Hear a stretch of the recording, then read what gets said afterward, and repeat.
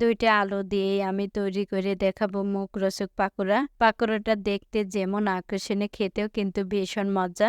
এই মচমচে পাকোড়া বানাতে বেশি কিছু লাগে না, অল্প উপকরণ দিয়ে বানিয়ে নিতে পারবেন সুস্বাদু পাকোড়া। আপনারা যদি বাসায় মচমচে আলুর পাকোড়া বানাতে চান তাহলে আমার রেসিপি ফলো করে তৈরি করে নিন আলুর পাকোড়া। খুব সহজে বানিয়ে নেওয়া যায় এই আলুর পাকোড়া। আসসালামু আলাইকুম, welcome back to my channel Swapna cooking technique. Swapna cooking এর পক্ষ থেকে সবাইকে স্বাগতম জানাই। প্রতিদিনের মতো দারুণ স্বাদের রেসিপি আপনাদের সাথে শেয়ার করছি আলুর পাকোড়া। চলুন বন্ধুরা, আমি কিভাবে সুস্বাদু পাকোড়া বানাই দেখে নেওয়া যায়।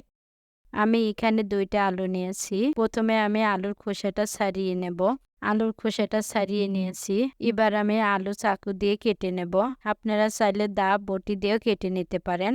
আপনাদের কাছে আমার অনুরোধ থাকবে ভিডিওটি স্কিপ না করে সম্পূর্ণটা দেখার চেষ্টা করবেন। আলুগুলো প্রথমে আমি পাতলা গোল করে কেটে নেব। এভাবে করে গোটাটাই কেটে নেব। আলুর গোটাটাই কেটে নিয়েছি। এবার আমি বুজুরি করে কেটে নেব। আমি একদম বুজুরি করে কেটে নিয়েছি। এভাবে করে সবগুলোই বুজুরি করে কেটে নেব। বাকি সবগুলোই কেটে নিয়েছি। এবার আমি বোলের মধ্যে নিয়ে নিচ্ছি। এখন আমি আলুর মধ্যে পানি দিয়ে দিচ্ছি।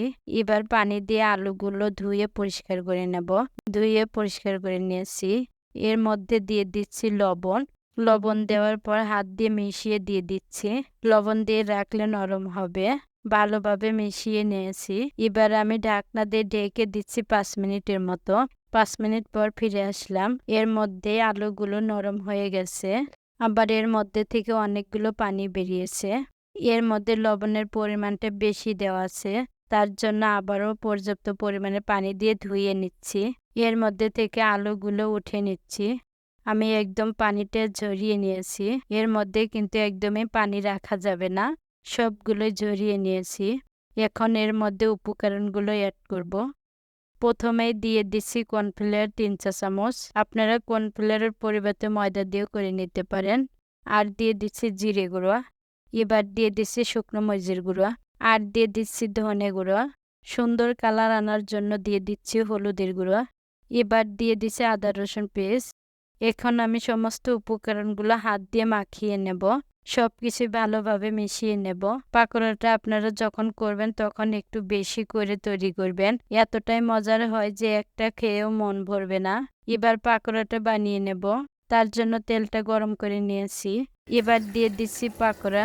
আমি সবগুলোই একসঙ্গে ভেজে নেব না, অর্ধেক ভেজে নেব আর অর্ধেক পরে ভেজে নেব। এই পাকোড়াটা ভাজার সময় চুলার আঁচটা লো আর মিডিয়াম করে দিয়ে দিতে হবে। আমি অপর সাইডে উল্টে দিয়ে দিচ্ছি। যারা আমার চ্যানেলটি নতুন দেখছেন তারা অবশ্যই একটা লাইক দিয়ে সাবস্ক্রাইব করে আমার পাশে থাকবেন আর পাশে থাকা বেল বাটনে ক্লিক করবেন। আর ভিডিওটি ভালো লাগলে বেশি বেশি করে শেয়ার করে দিবেন। আমি দুই সাইডে উল্টে পাল্টে ভেজে নিয়েছি। এবার আমি নামিয়ে নিচ্ছি। এভাবে করে বাকিগুলো ভেজে নেব। আমি কিন্তু ঘরে থাকা উপকরণ দিয়ে ভেজে নিলাম আলুর পাকোড়া। এটা আমি সেম ভাবে ভেজে নিয়েছি। পাকোড়াটা নামিয়ে নিচ্ছি। সবগুলোই ভেজে নিয়েছি। মাশাআল্লাহ, অনেক লোভনীয় হয়েছে আলুর পাকোড়া। আলুর পাকোড়াটা একদমই পেঁয়াজের মতোই হয়েছে। পেঁয়াজ ছাড়াই অল্প উপকরণ দিয়ে যে এত সুন্দর আলুর পাকোড়া হয়, আমি তো অবাক হয়ে গেছি। আপনারাও অবাক হয়ে যাবেন যদি একবার বাসায় ট্রাই করেন এই পাকোড়া। আমি একটা খেয়ে দেখাচ্ছি সস দিয়ে। এটা টমেটো সস দিয়ে খেতে আরো অসাধারণ লাগছে বন্ধুরা। আশা করছি আজকের রেসিপি অবশ্যই আপনাদের কাছে ভালো লেগেছে। আর হ্যাঁ বন্ধুরা, রেসিপিটি কেমন হলো তা কমেন্ট করে জানাবেন। আজকের রেসিপি এখানে শেষ করছি। সবাই সুস্থ থাকবেন, ভালো থাকবেন। আল্লাহ হাফেজ।